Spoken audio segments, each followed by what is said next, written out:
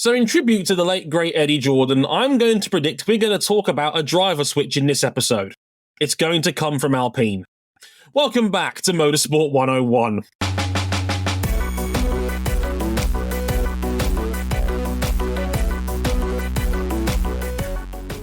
Hit him with the same accuracy that Eddie would have done. Hey everybody, I'm Dre Harrison. Welcome to episode 571 of Motorsport 101. Very glad you could join us on this episode. And well, just when you thought we were having a quiet first couple of weekends to the 2025 F1 season, and well, we're discussing a driver switch. Now, to be fair, Cam, in our defense, in our preseason predictions, we did say there'd be a mid-season driver swap, but I'm going to admit I didn't think it was going to be after round 2.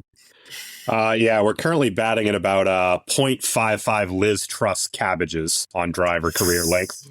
Oh my God. It ain't great, Bob. My money's still on the cabbage, quite frankly. The cabbage probably could have qualified the Red Bull at least in Q2. Yeah, that's probably a fair shout. I mean, it is still a pretty quick car on occasion. But one guy's hands at least. Also, in tribute of this monumentous news story, we've also swapped presenters. RJ O'Connell's taken a surprise week off. He'll be back soon. And replacing him for the weekend is our substitute, Mr. Ryan Erik King. Hello, buddy. Good to see you. Hello. Just like another driver, people have been asking, where have I been for so long? And wait, you're lucky, Zach Hadja. What are you doing here? Cam, have you ever noticed that King's feeling a bit Argentinian lately, or is it just me? I don't know. I mean, if you ever want to bring him back down to earth, just bring up KTM. Oh no. Although you don't have to fear Ken Roczen anymore on Supercross because he just blew out his shoulder, I believe. If you don't watch Monster Energy Supercross here in the States, it has been a rough year for injuries. Yeah, Jesus. Even I've been paying attention to this year, and I'm like, holy shit, can somebody stay healthy for more than a week, please? Holy hell. Yeah, I mean, we found a way to take down God, i.e. Jet Lawrence.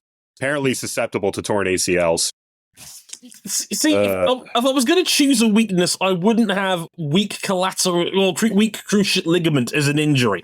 No. Not ideal, personally. But yes, this is going to be an absolutely heaped episode of Motorsport 101, because not only have we got a pretty newsworthy Grand Prix to talk about, and it's a sprint weekend, so that was only going to make things even more interesting. Yes, we will talk about the breaking news coming out of Formula One, that Liam Lawson has been demoted and swapped back to Racing Bulls, with Yuki Tsunoda going the other way, making his Red Bull debut next weekend at the Japanese Grand Prix. I cannot believe I'm saying this in March.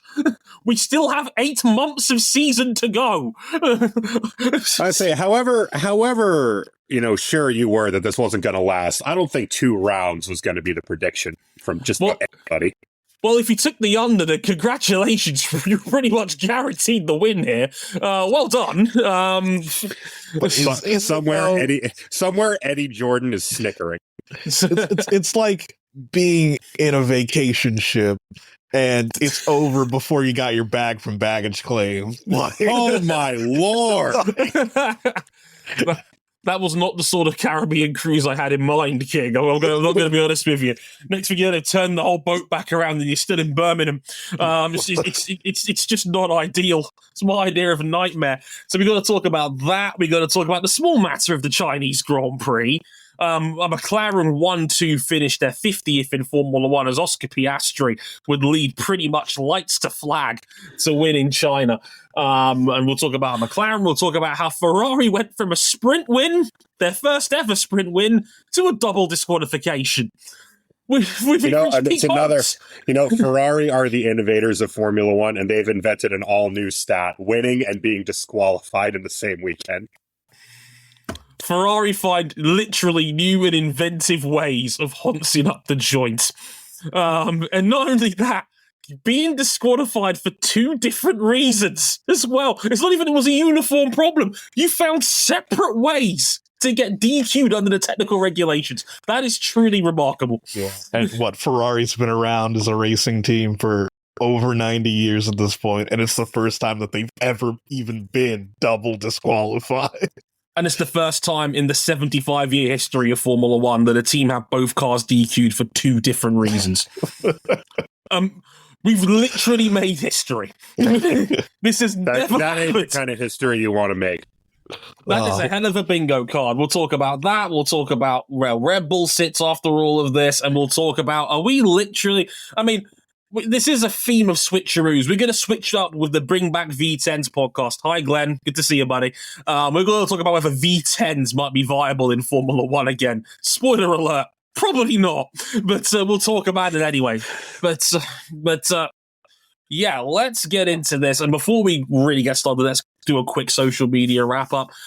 Places you can find us, of course. We are on youtube.com/motorsport101. Check us out over there. We're on facebook.com/motorsport101. We are on Twitter at motorsport_101. If you want to follow us on Blue Sky as well, you can do so. My personal name, Dre Harrison, is where you can find me. I believe yours is Ryan Erik King, just like your Twitter.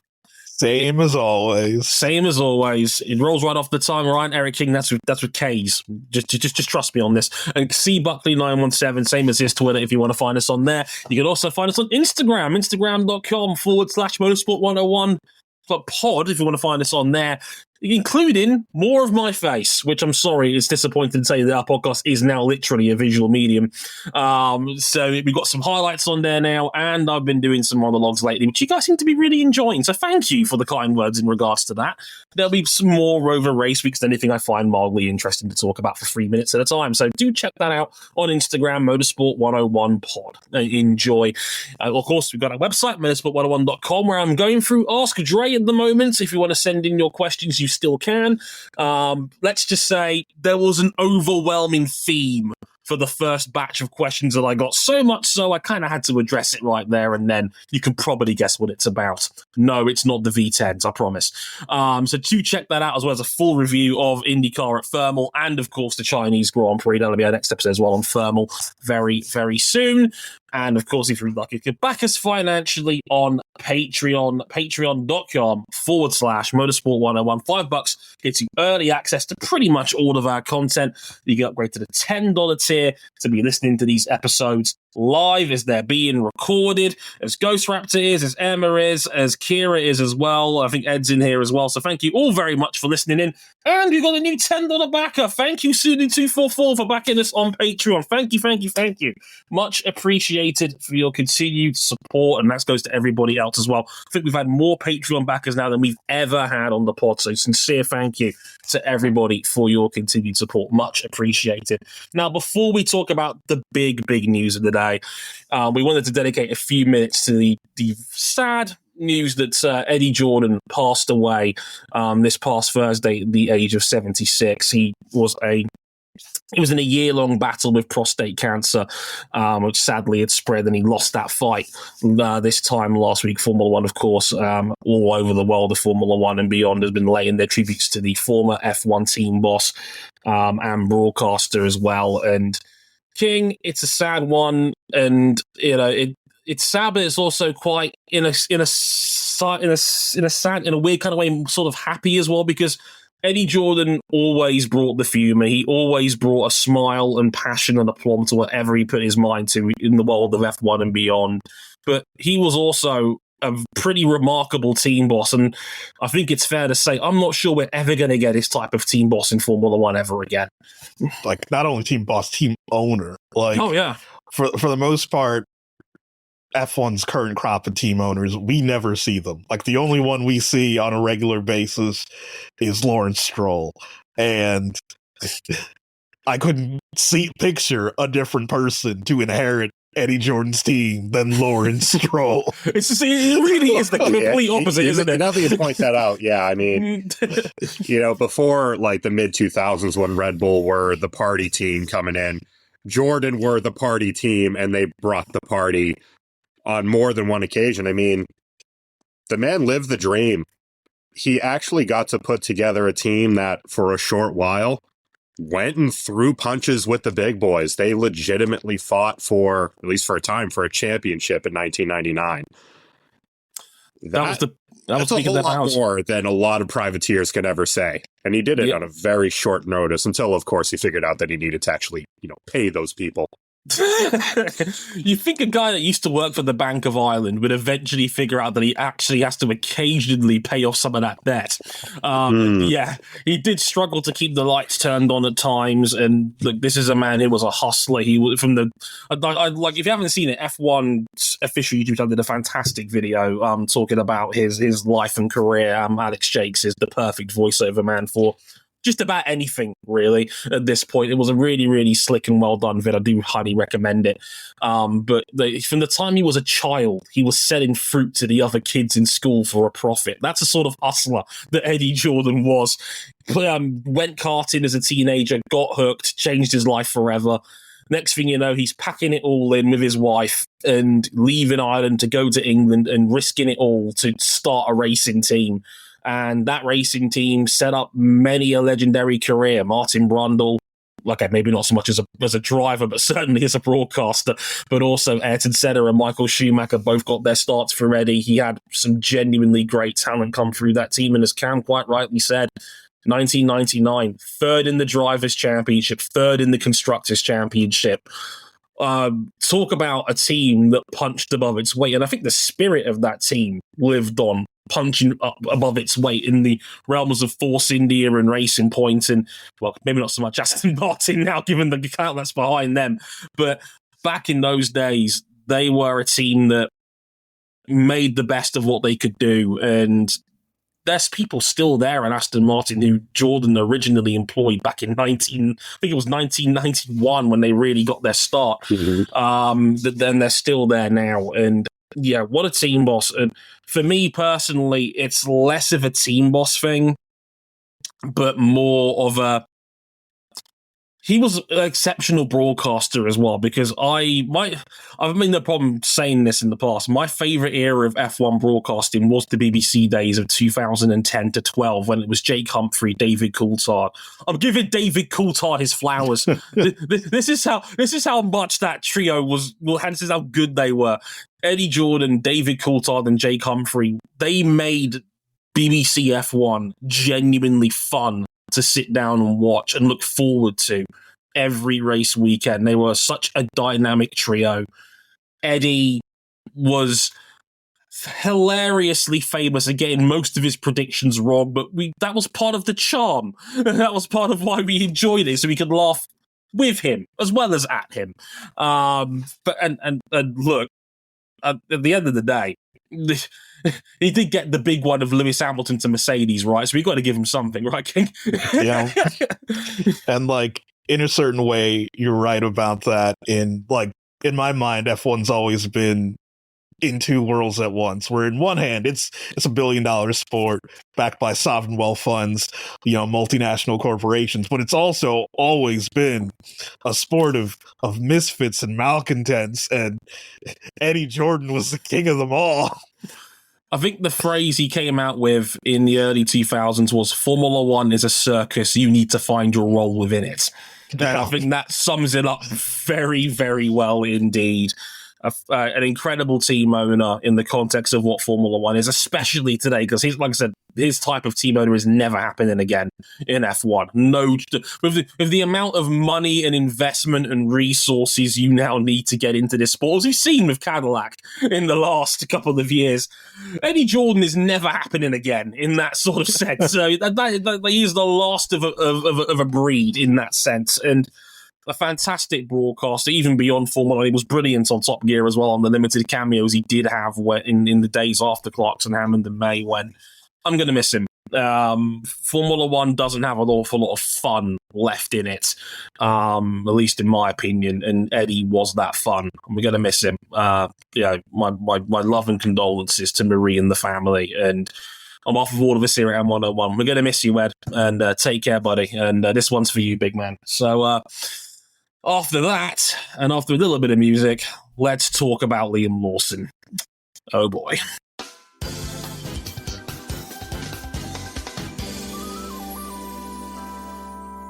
Oh, dear God. Well, there is breaking news coming out of Formula One.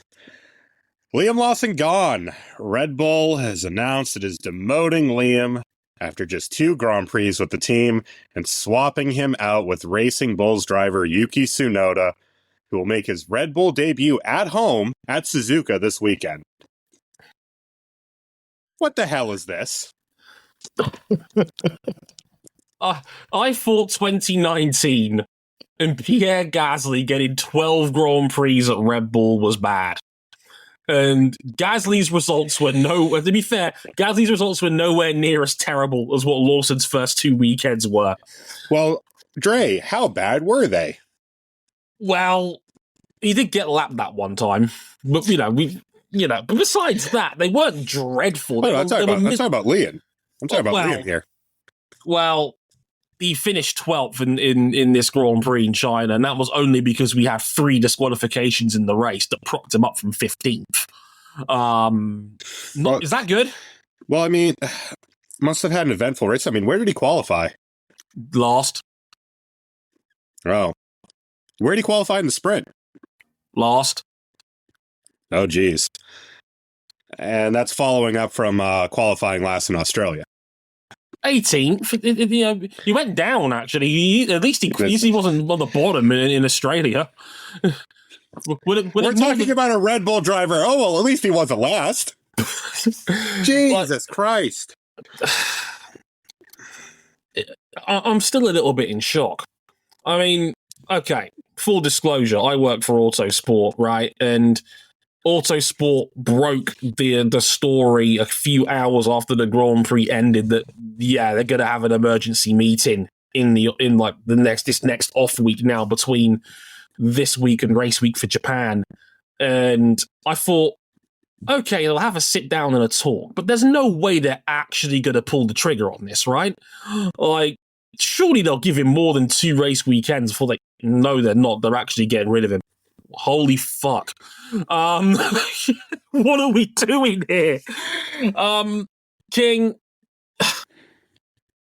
when was the last time someone lost an F1 seat after 2 races? You know more about the sport than I do.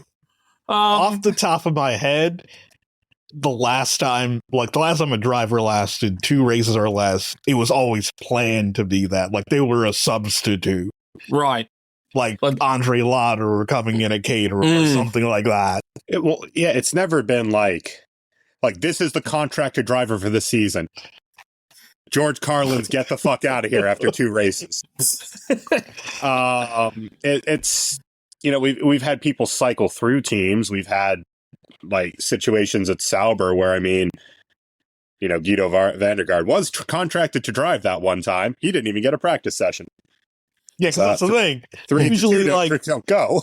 Yeah, usually you get into double digits or you never race at all. It's never you're doing 2 weekends. Emma in the chat mentions Luca Badoer. Well, that's because of a minor incident that happened at the 2009 Hungarian Grand Prix practice. Yeah, where it's again, play and substitute.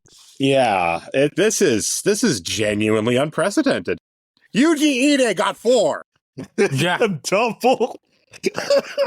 Jesus Christ! When you put it like that, this is just unprecedentedly bad. And look, Lawson wasn't great. I'm not disputing this. Lawson was, on the limited sample size we did see of him in Red Bull, the worst of the 4 major replacements we've had since, I like to call this the latest chapter of Red Bull from 2018 onwards, when life after Daniel Ricciardo, and I'll talk about a little bit about that in a minute.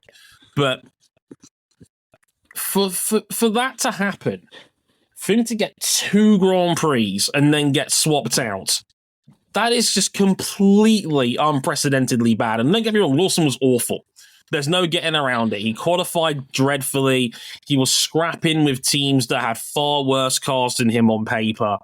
And, Australia, he spun out on a wet track on slick tires and put it in the wall. And he wasn't much better in China. Again, no one has ever qualified dead last in a Red Bull 2 weekends in a row. Ever. not in their 20-year history. That had never happened until now. A part of me gets it in that if you think that this situation is that untenable, then you rip the Band-Aid off and you give Tsunoda as many spins of the roulette wheel as possible. But it still leaves so many unanswered questions, like what was the decision-making process to get us to this point where you had a chance to put Tsunoda in December? You waved Sergio Perez goodbye. It was on relatively good terms in the end.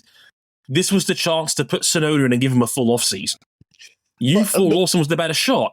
To a certain point, I agree. In fact, like this demotion needed to happen. And I also agree where it's like his results at the junior team didn't suggest that things were going to be this bad. Like, it raises questions like, how did this happen? Like, why is he this bad in the Red Bull? Yeah, I mean, it's on track. I mean, it was visible. There were corners where he was 30 clicks down on Max into turn 1 at China on his qualifying lap, and just fighting the car the whole time. I saw it described on the race where it's almost like he's trying to replicate what Verstappen's doing with the car without actually looking at his data. Because it was so ragged, and the car would not work for him. And as far as why Yuki didn't get the seat, bevy of reasons, not least of which Helmut Marko, do I really need to say it? Does not like that man. Does not like that man. But also, the Honda partnership ends after this year. He is a Honda contracted guy. And he has had temperament issues. Like, to me, that's always been the utmost biggest reason that he's not a Red Bull driver. That not only, contractually not a Red Bull driver, but in the mind of the head of the junior team, Dr. Helmut Marko, I didn't pick this guy. I don't know if he's good. And it's another conflict between Helmut Marko and Christian Horner, because if you watch Sky Sports F1, and Horner was very open to talking to the media about this. He did a stand-up interview with Sky Sports F1 after the race was over. He spent several minutes over there. He was being pretty pragmatic about this, saying, look, we're going to look at the data. We're gonna try and help him. We're going to give him every chance. And I thought, okay, Horner's standing by his guy, and because I'll be honest, some of the questioning from people like Ted Kravitz was vicious. I could get into Kravitz hating Red Bull for another 5 minutes, but I'm going to save you the trouble on this. Kravitz hates that team. It's so obvious he hates that team. It's not even funny anymore. It's more just cringe at this point. But alas, it sounded like Horner wanted to bat for him. And to be fair, Horner generally does bat for his drivers in the face of criticism. He generally has. It's Marco's the one that normally throws them under the bus. Well, Marko, right after the race, ran to the media and was like, yeah, Yuki's in the form of his life right now. So it's Horner trying to put out fires, and gave a legitimate, like a level-headed, well-thought-out argument to Sky and discussion. And then Marko was pouring gasoline from the roof, cackling. How's it going, Christian? Just setting your driver on fire. Let's go. Literally and figuratively. So, I mean, I was of the opinion. I mean, they were reasonably close in race trim last year. Yuki 6-0'd the guy in qualifying. Then you put him up against Max Verstappen, who appears to be the only person who can get anything out of this car. And the car is at the point where Max is not happy with it. Max is not happy with the balance that is developed here. And a lot of the discussion has been, well, they build the car around Max. You need to drive, like, the only person who can drive it is Max. Max is not happy right now. Yeah. He's pissed. I think a more apt comparison would be a certain 8-time world champion on two wheels of machinery driving for another Japanese manufacturer. Yeah, just because Mark was Neanderthaling his way through the Honda's problems doesn't mean he was happy about it from about 2015 through about 2018. Right. I think the problem right now is that, like, in the wind tunnel, you don't go in and think, oh, well, this vortex structure will really suit Max. You try to build the fastest car you can, and then the box of tools was set up as how you can tune that to the drivers. The problem with Red Bull, and this is carrying over from last year's car, is that much like Mercedes did when they famously didn't need a wind tunnel to see it, you chase the theoretical performance. You didn't get as much as you thought you would, and it's wrecked the balance of the car. And Max can get up on the wheel and drive it. It's hurting the tires. He's wrecking the tires, trying to fight with other people. So to kind of summarize Red Bull's race, he kind of just ran to a delta and had a pretty lonely time. But someone uninitiated, that thing must drive like a bucket of bolts. Well, you know what the funny thing is? I think it's gotten worse over the years. I mean, the point I was going to make is that Red Bull has longed for a driver like Daniel Ricciardo since he walked away from that team at the end of 2018. And there's many reasons for that. Ricciardo didn't want to be a number 2 in Red Bull setup. He could clearly read the tea leaves and see where the focus was going. It was going towards Max. He had a horrible 2018 backstretch where he was riddled with DNFs and you know, shit that wasn't his fault. He was clearly frustrated towards the end of his time at Red Bull. And of course, Renault made him a big fuck-off offer of something like 36 million in cash. He was Renault's highest paid employee when he was over with that team. He was making more money than Carlos Ghosn was, and he did crime. And he was making more money than Carlos Ghosn. He was, again, Renault, a state-owned company. He was making more money than Emmanuel Macron, the president of France. The highest paid French government employee by proxy. And since that time, they've gone through Pierre Gasly that lasted 12 Grand Prix. He was there with the team. Alex Albon was then drafted in after only himself doing 12 Grand Prix and losing out the head-to-head to Daniil Kvyat at the time. Another Red Bull guy they famously demoted and swapped out for Verstappen for no good reason besides, we're going to lose Max Verstappen. Someone's got to fall on this grenade. Good enough reason in hindsight.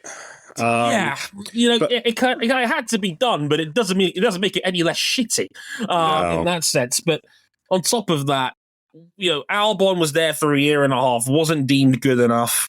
They wanted experience. They brought in Sergio Perez, who was hotter than fish grease at the end of 2020. They brought him in. He started out all right, but 21 was fine. Most of 22 was fine. And then you get to the inflection point in 23, and that is Spain 2023, when Red Bull made their first big development misstep. And we didn't know it at the time because Max could drive through the problem, and they lost one race that year. At that point, you trust the numbers. Exactly. But in carrying on with that path, it worked. It worked at the start of the season with the RB20. They beat the field into a pulp, 5 or 6 races to start the year. And then they botch a floor upgrade in Imola at the same one race after McLaren completely redesigns their car and go on to the path that they're on now, where McLaren is kicking ass and taking names, even despite their best efforts, which we'll get into a little bit later. Red Bull's kind of in their remember, like, middle of 2020? Yeah. Figured out the problem from the start of the year, but it took more time to fix it. Yeah. That's kind of where they are right now, where the car isn't really drivable in the way that Max wants to drive it, but he can get around it.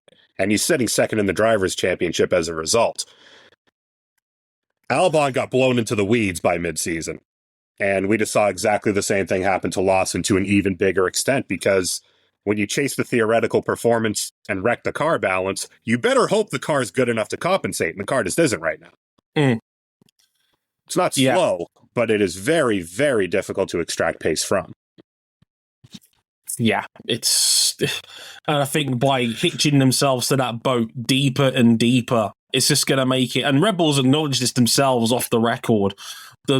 You have to support Max because he's your only shot at a championship. We all know how good he is. But Max has been vocal about it. Max has been saying the car balance is getting worse and worse since the middle of 23.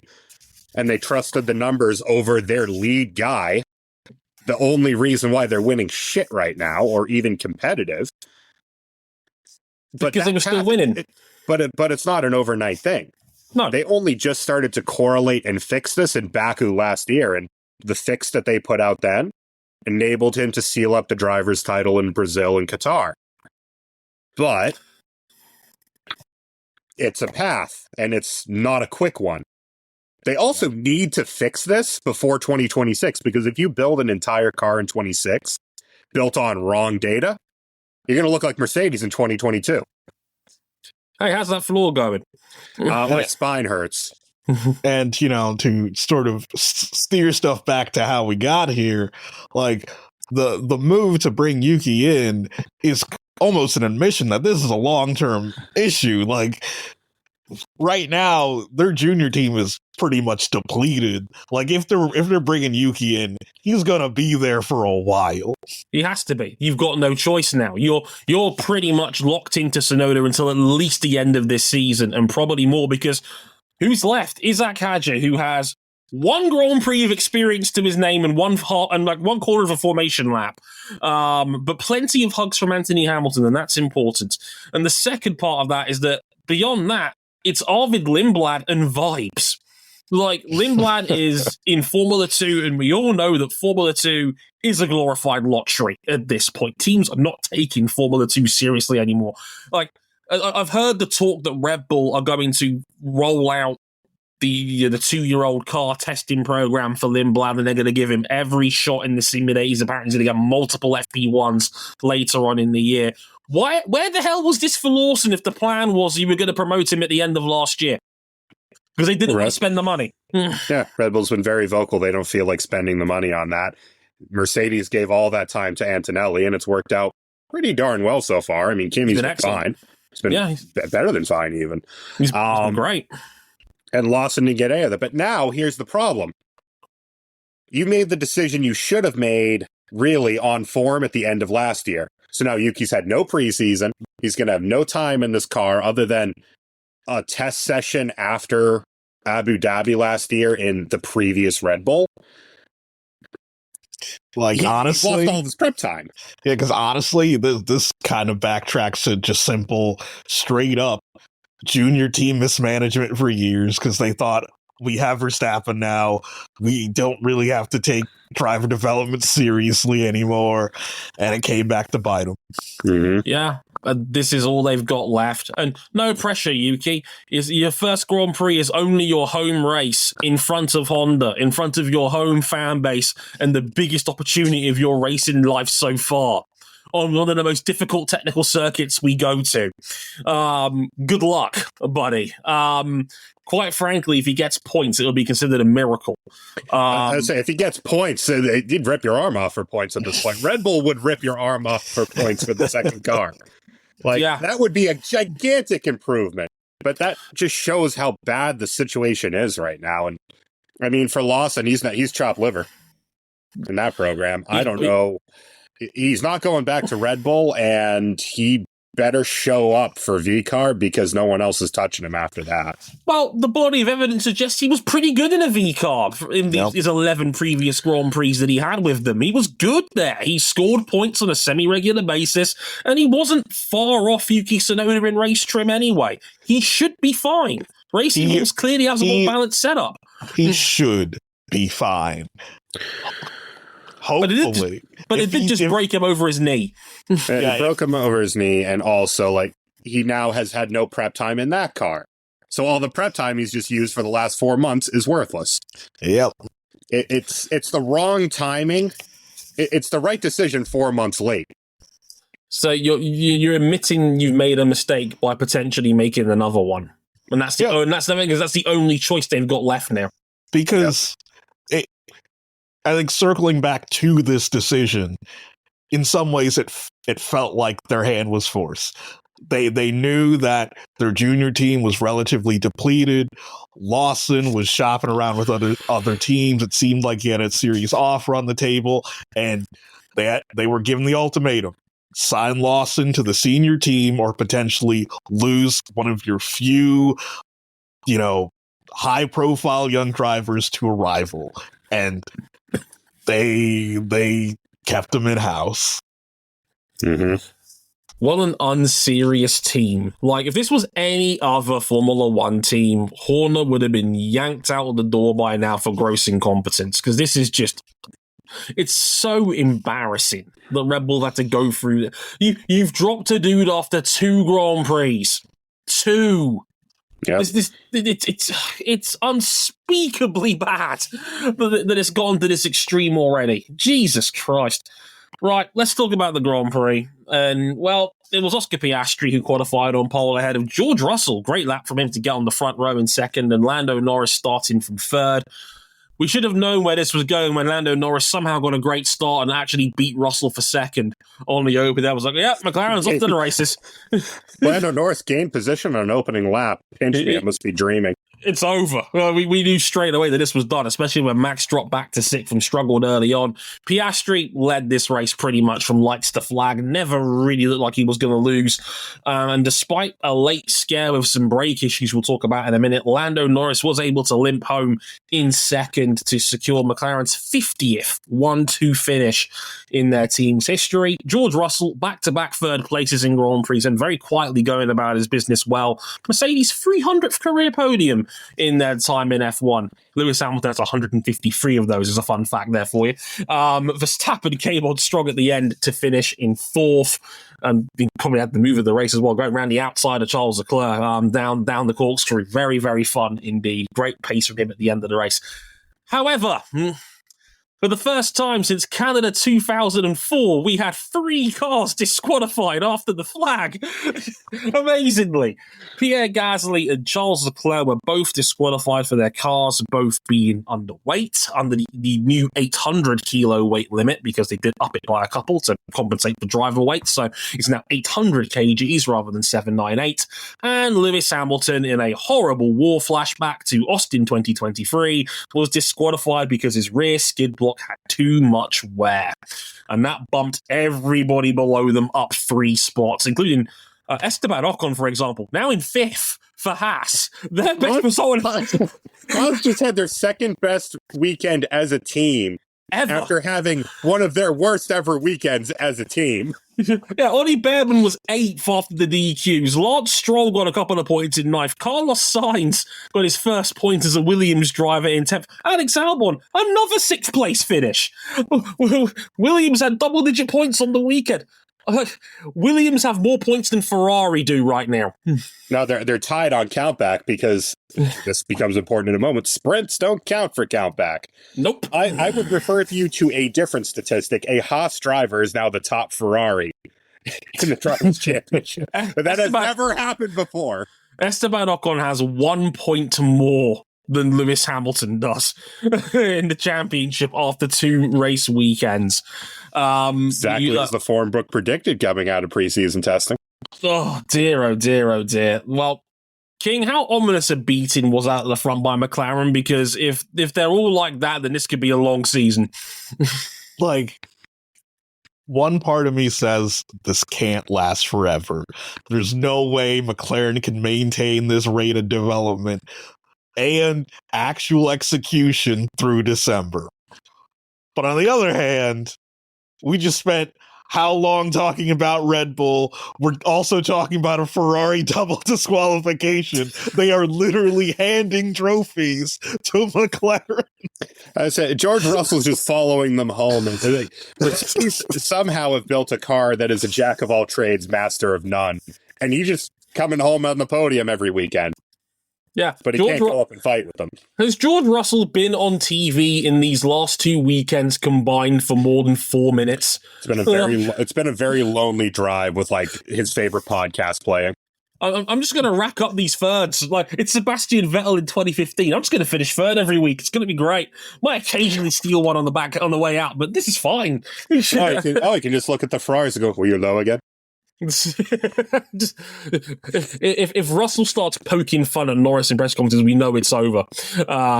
Essentially, but yeah, that was dominant from McLaren. They look like, I think, like you said, Cam, they just seem to have a bigger performance window in more conditions than everybody else does right now. They just seem to have just a better baseline that they can just apply to more places, because medium tire, hard tire, rain, sun, doesn't matter. So far, McLaren's been pretty much untouchable so far.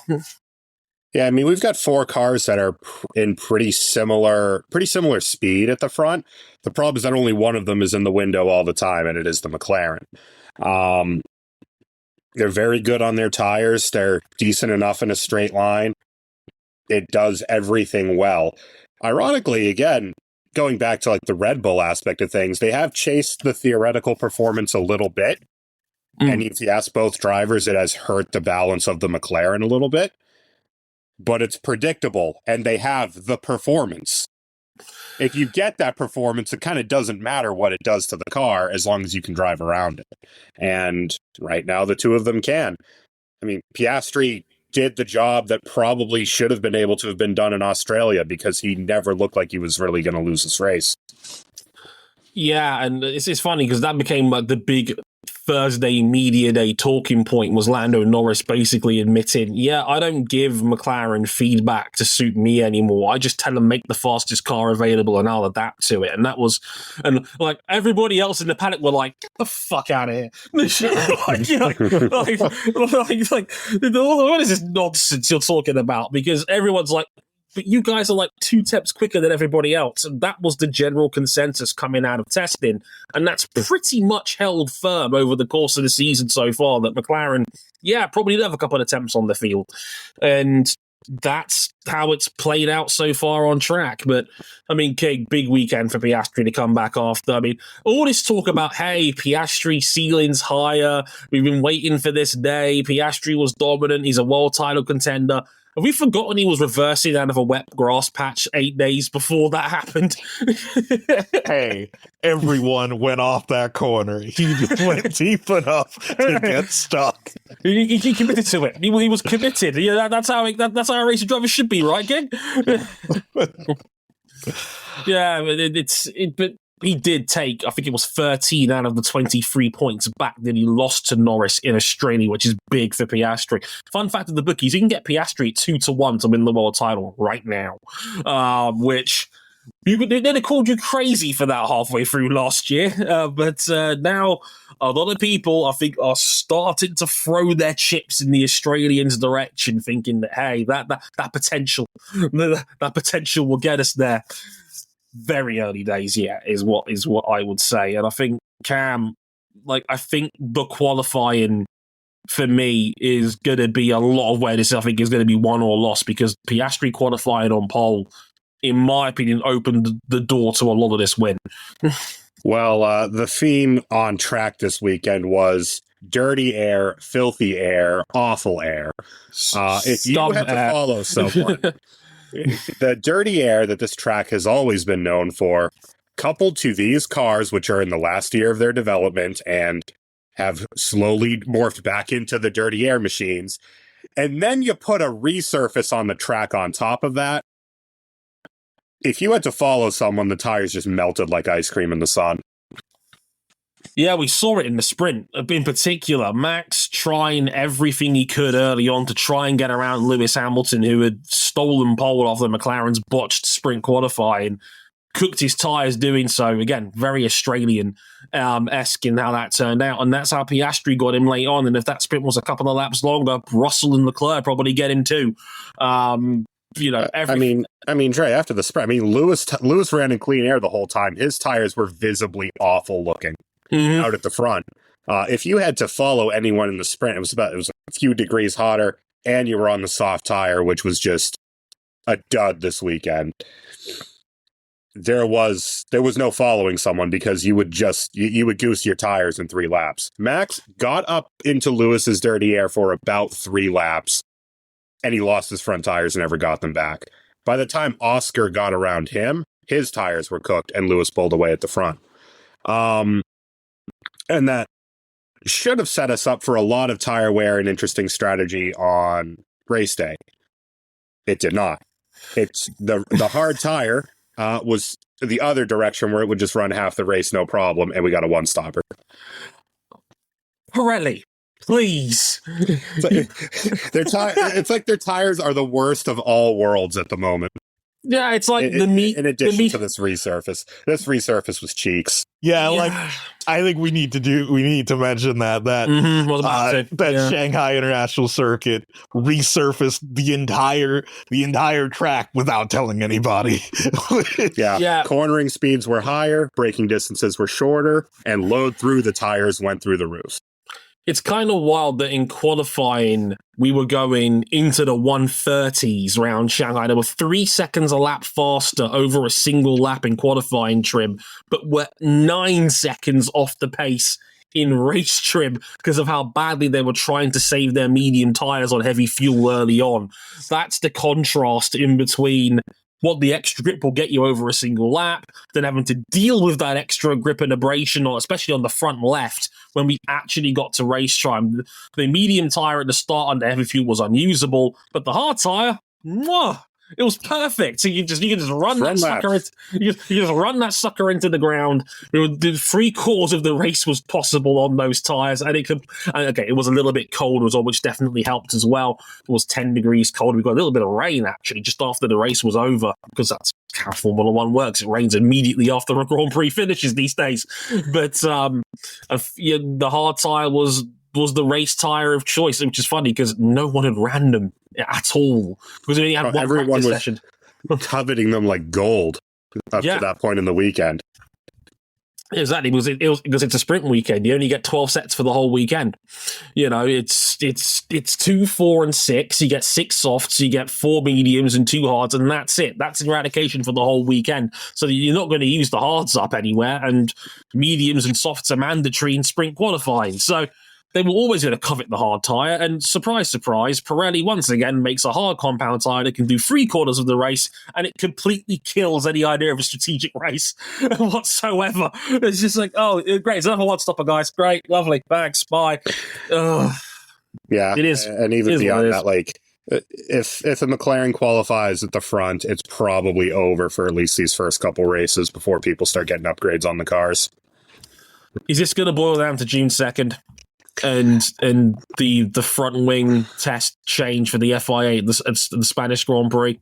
Is that the key date to circle here? I think you're going to see updates from teams before then, but in terms of whether McLaren are going to romp this home, probably, because, I mean, do we want to talk about Lando Norris's sprint? Awful start. He ain't beating the allegations. Awful start, got stuck behind Lance Stroll, and then spent 3/4 of the sprint not able to keep up with him, and then finally got him late on. Why did he get struck behind? First of all, Lance Stroll beating the allegations thus far this year. Lance Stroll, genuinely good so far this season. Like, genuinely, he's been really solid so far this year. But Lando decided that he wanted to go sightseeing at what was it, turn 4? No, just sent himself off over the curb and got passed by 3 dudes. So somehow, despite McLaren just laying the hammer 2 weekends in a row, Max is 8 points behind in the driver's title right now. And Max Verstappen is out here begging for performance. He thinks he's in the sport's 4th best car right now, and he's still only 8 points off the top, purely because he's been able to scrape home every point he can muster. That's what Max does. This is what he does. He's just that good. He's not going to let them get away with it. Not easily. And in fairness to the Red Bull, second half of that race, Max was the fastest car on track. Yeah, he was money. I think they ran too conservative a delta on the mediums. They probably could have used a little more of the tire, pitted when they did, and then maybe they hassle Russell for 3rd. Maybe. But at the end of the day, he's getting everything that car has to give and more. That thing is a donkey. And Max is still making it competitive enough where I still think he'll probably win a couple of Grand Prix this year everything falls his way.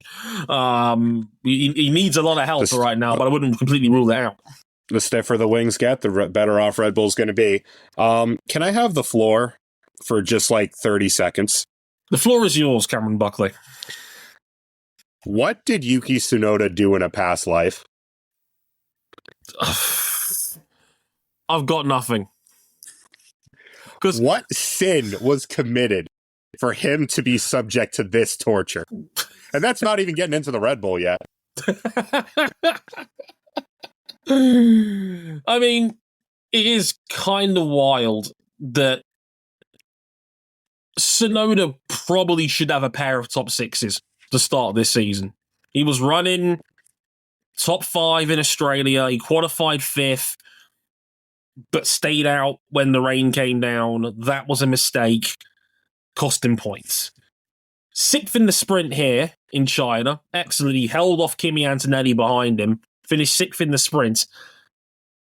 Was put on a 2-stopper in the Grand Prix, which, as everybody worked out by half distance, was not the move. Was put on a 2-stopper, and then Tsunoda's front wing collapses. In plain sight. Drops to 19th. Tsunoda has been genuinely outstanding so far this season. He has next to nothing to show for it besides that 6th place in the sprint. I hate it out here. This is... He's been my driver of the year thus far, honest to God. And with nothing to show for it.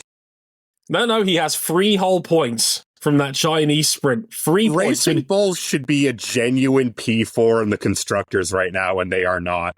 And that infuriates me. They have a genuinely good car. Like, it's a good all-round machine. And like Isaac Hadjar in his first, second ever Grand Prix been weekend. Good so far. He's been qualified 7th for the Grand Prix. Like, this kid is good. Like, okay, when he's not spinning out in a formation lap, the rest of the time he's been pretty solid so far. Getting his elbows out, he's scrapped well, he's raced well, he's certainly got 1 lap speed by the looks of it. This kid's all right. Qualified Tsunoda. Plug him in the Red Bull. I love that the idea of a Tsunoda being rewarded for the form of his life is a trip to the RB21. It's the F1 equivalent of being sent to Galveston, Texas. Go down to that Red Bull with all that dirty water. It appears Charles Barkley has won that war with all the people selling their Airbnbs out there.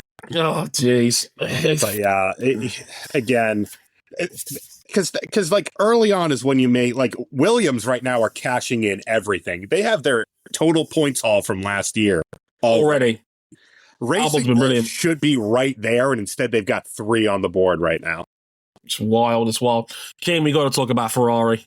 How do you solve a problem like Ferrari? Scientists have been asking this for 17 years. And for 17 years, the answer consistently is, well, at least when kids draw a race car, it'll be red.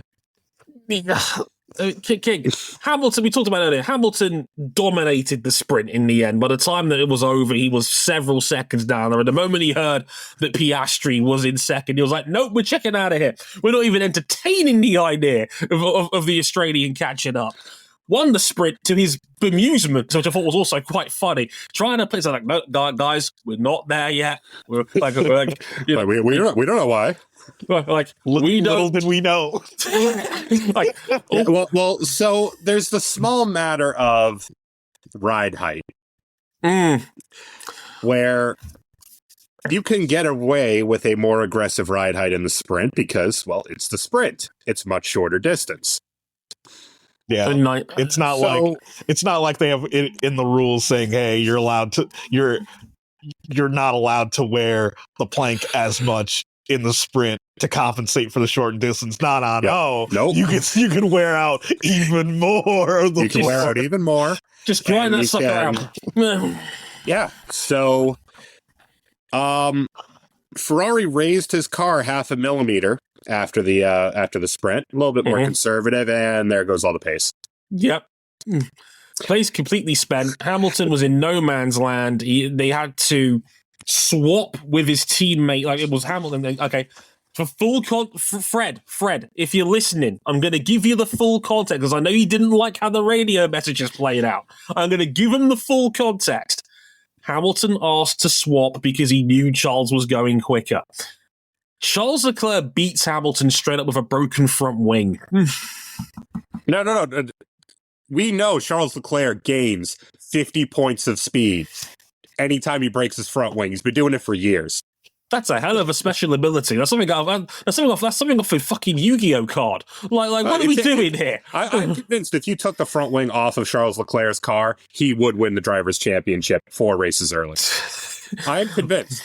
But so if the SF25 is the F2004 a millimeter off the ground, and the F93A when it's 1.5 millimeters off the ground, well, surely that was enough safety margin. Apparently not.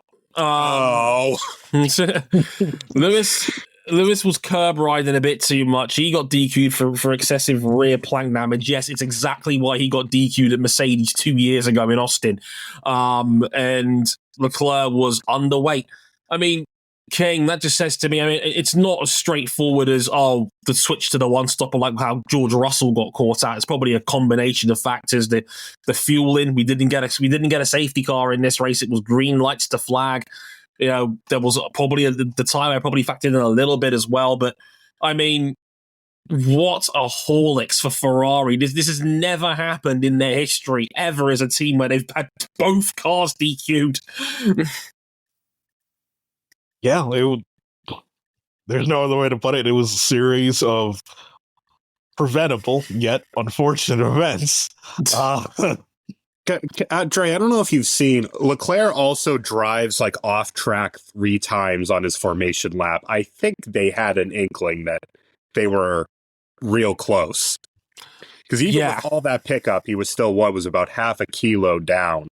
Yeah, to clarify this, a lot of people don't know this. In Parc Ferme, if you come into Parc Ferme with a broken car or kind of a obviously broken part, you are allowed to replace it with a like-for-like copy before you go on the weighbridge. This is what happened. They replaced Leclerc's front wing.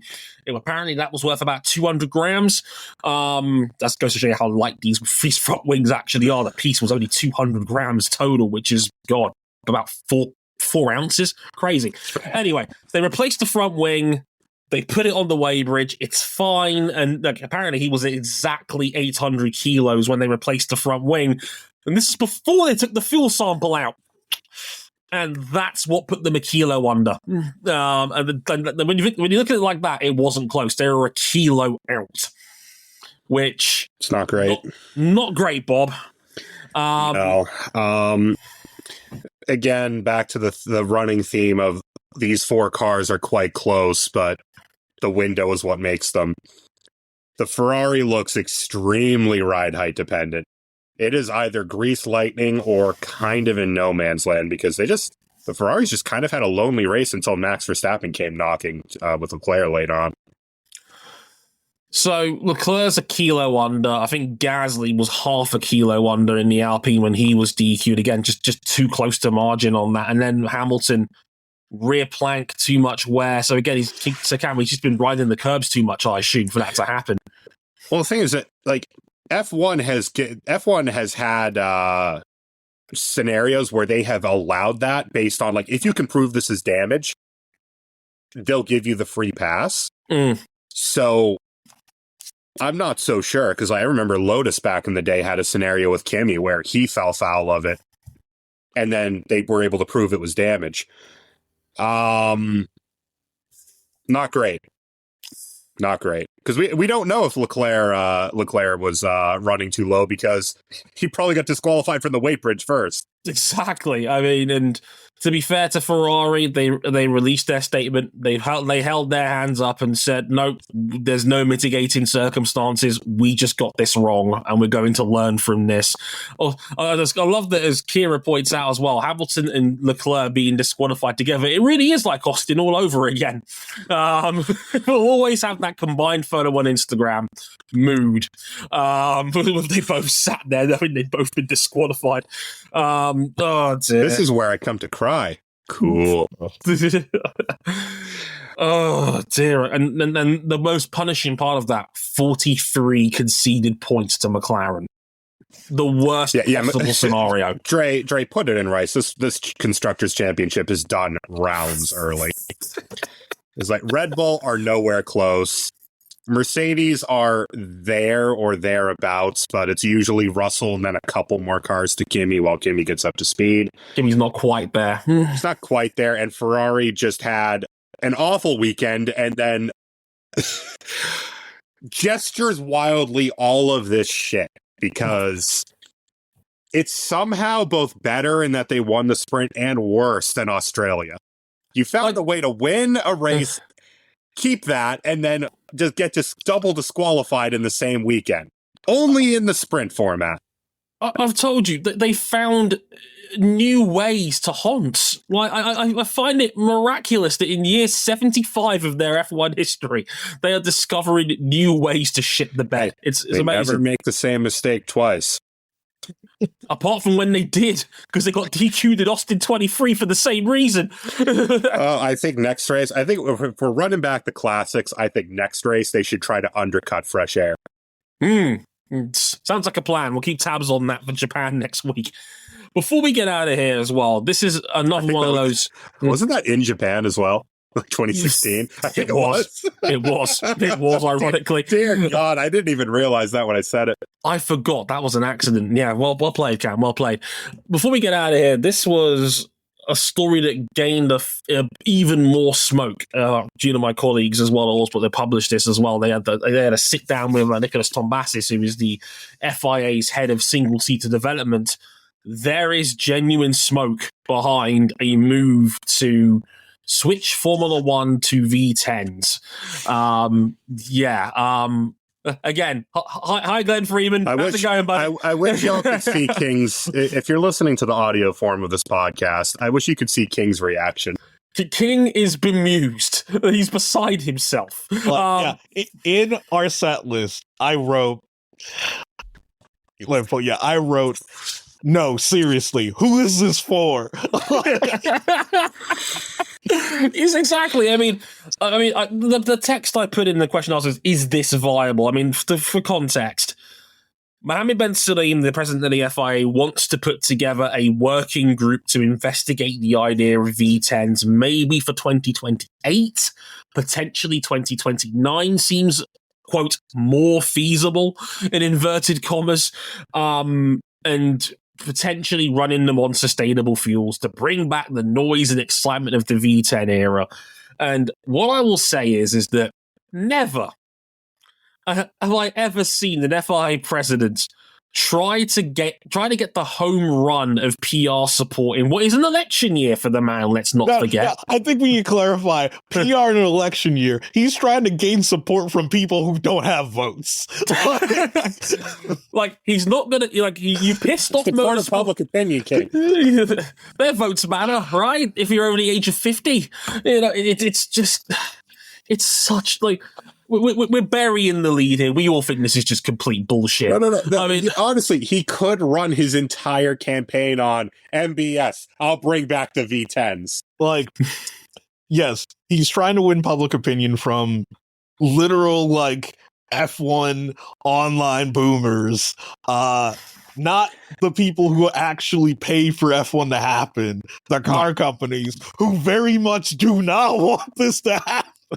Well, here's my brain. Actually, and the problem is that it's working because I had a very long-winded argument in another Discord server, and I told this person, "You are literally falling for it." I can give you that "fell for it again" award. Here's the thing, right? If you just table everything about that is so boomerish about this, there's a lot. And there is a lot. There is a mountain of boomerism here.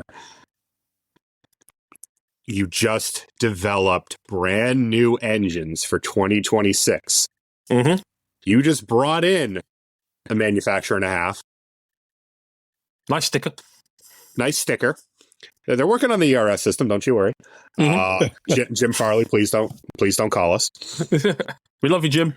Unless you're offering me a new Mustang for free. Here's the deal. Don't look under the seat, bro. I just can't with you, Katie. It's always so fun when you're on. We killed Dre. That was so uncalled for. That was a torpedo to HMS Buckley in New Hampshire. What the hell was that? Good Lord. That's an all-timer. Let's just roll down the list. Please do. Get me out of this, please. Audi has already publicly said fuck no. No. And if the other rumors that they could delay or scrap the 2026 engines will at least Sauber, Red Bull, and Racing Bulls and Alpine with no engines. Right. Honda absolutely would say no to this. No chance. Mercedes, no. They threatened to leave Formula One when they weren't doing as much technologically back in 2013, and are very vocal about showing off the F1 derived technology in their road cars and their hybrids and their turbos. The only people who I think would be okay with this would be Ferrari, because their brand is Formula One and they'll just do they'll do what they need to do because it's Ferrari. They're never going to quit. And the thing is, Ferrari, again, have pivoted to go all in on marketing their Formula One technology in their road cars, like they always have. Always have. The only ones that I feel like would have no vice with this would be Red Bull Powertrains, because, well, they're a racing car engine company. Yeah, they'll do whatever it takes to win. Job. And like they are not beholden to anything but the regulations they're building the engines to. And the even bigger, well, it's not bigger than this, but another issue is that, like, if you do this, you're also, like, discouraging manufacturers from joining. Renault ain't coming back for this in terms of building their own. Cosworth ain't coming back. Because this feels like hey, Cosworth, come back. No, Cosworth is never coming back, and they stunk the last time they were here. And they stunk for a long time before they end up leaving. It's very clearly pandering to the bring back V10s crowd to go, hey, remember the good old days when there was like 4 cars on the lead lap? Remember when the only teams that could win were the 3 manufacturers with engines worth a damn? You want that back, right? Because it goes down the straights. I mean, the Cam's covered most of the reasoning. Like I said, it would be a spit in the face to the sustainability message that Formula One has tried to push towards for the last 20 plus years. But sustainable fuels, Dre. Like that notion of it's cool, it'll have sustainable fuels. Bullshit. Literally screams that you have no idea what sustainable or environmentalism even is. Sustainable fuels right now are not sustainable. They need to spend a ludicrous amount of energy that you are not getting back to create them in the first place. It sounds sexy, but at the scale it's being produced at right now, it is not sustainable. This is not going to help you get towards your net zero carbon aims you're talking about for 2030 at all. It's bullshit. Every environmentalist is saying it's bullshit. And it goes beyond that when you look at like the technical side, because like would high revving NAV10s hooked up to hybrid systems be any cheaper than twin turbo V6s? Not really. When we've ditched the MGUH, it's going to be a much more traditionally constructed engine compared to what we've had for the last decade and some change. Yeah, because you can't ditch the hybrids. Yeah. Because you don't have a rear brake disc technology that can stop these things without MGUK support. Because the current engine formula on the horizon, which is going to use sustainable fuels, is the best way to implement it. It is a way where Formula One teams can use their technical might to find a way to make it viable to mass produce, find a way to get the most efficiency possible out of it, to make it a worthwhile venture, not just dumping it into a V10 engine for the sound. Yeah, like we went to hybrids in the first place because the V8s we had before it, and of course the predecessor V10s, were incredibly inefficient in terms of fuel. We're going to go back to the dark ages by having V10s back in the cars again. It's nonsense. But it sounds good. And remember the talk in 2012 to 13 when like the LMP1 category, before the spending went supernova in 2014. There were complaints the world over that, well, is it the pinnacle of motorsport if it's not the pinnacle of technology? But now you want to go back to V10s. And it would not make the racing better inherently. No. If anything, I actually think it would make it worse because if you lose all those engine manufacturers, first of all, ask CART how that went in 2002 when you said, well, this is what we're doing with the engines. Leave if you don't like it. Where are you guys going? The biggest hook on Formula One's current value, in my opinion, is the fact that they're going to have 6 power unit manufacturers by 2028 under this current regulation set. That's a huge shot in the arm for almost everybody else in global motorsport. You have the giants of the automotive industry all unified in agreement that this is the way we should be developing road-relevant technology. The literal pinnacle of motorsport technology right now is on the grid as we speak, and it's never been this healthy before. Look, I can't remember the time where we had 6 engine manufacturers in Formula One, and they all agreed on the same regulation set, and they want to be here. You know how wild that is? Yeah. No, we need a V10. Yeah, and people say, well, you could get the private, you could get the little guys building the engines again. Well, the little guys weren't competitive back in the day either. No. Again, Cosworth was not competitive. Mugen Honda, until Honda took over the operation, not competitive. Hart Racing Engines is gone. It's just pandering to nostalgia, and MBS knows exactly what he's doing because he's never seen a fight that he wouldn't pick, and it's destroyed any PR he might have. So he's picking the lowest hanging fruit that he could pick up. Hey, if you vote for me, I'll bring your V10s back. Well, no, it's not for the votes. It's to tear Formula One apart from the inside. Right. It's a you know what it is? It's him poking a stick at all the stakeholders in F1 and going, this is what I want to do. And right now, the FOM is, go on and bet. Go on. Try it. See what happens. Like, Mohammed Ben Sulayem might not be FIA president by the time we have any kind of agreement on this at all, which is extremely unlikely as is. No, the thing is, if he wins re-election, there's he'd be near the end of his term by the time this gets put into force. Right. Well, and again, the thing is, the sunk cost fallacy. You just put all this development time into all these engines. If you tell all these engine manufacturers, well, throw those in the trash, we're going to V10s 3 years later. Yeah, they're all going to quit. They're all going to quit. That's going to be hundreds of billions of dollars marketing value leaving the sport. Yeah, that's the point. MBS wants that to happen. He's not a serious person. Sauber as a team will die if Audi backs out on this. Yeah, who's picking up? Who's buying a Formula One team in this market? Some out there. If you're trying to, because again, it's not the money pit that it was because of how they structured the sport, but it still isn't good. It's still not a smart decision.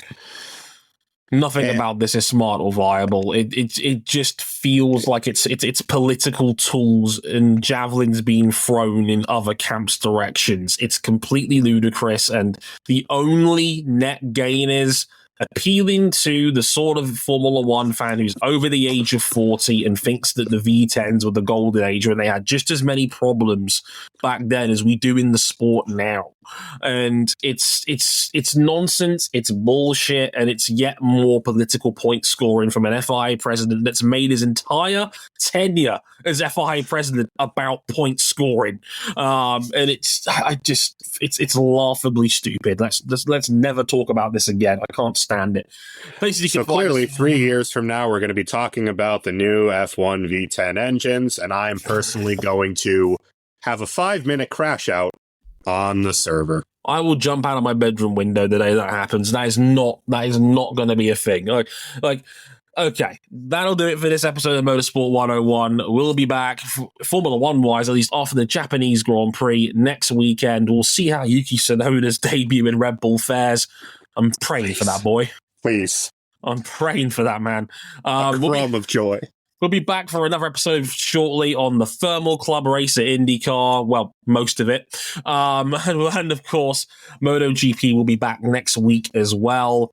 Our bikes in Marquez land at the Circuit of the Americas, going for Grand Prix win number 8 for Marc Marquez at the Circuit of the Americas. It's kind of gratifying to even just think about that. It's crazy.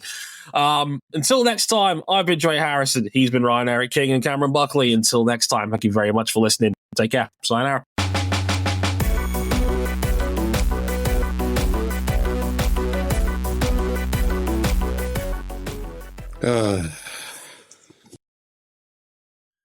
That's just it. That's just Cam's sign. That's the outro. Perfect.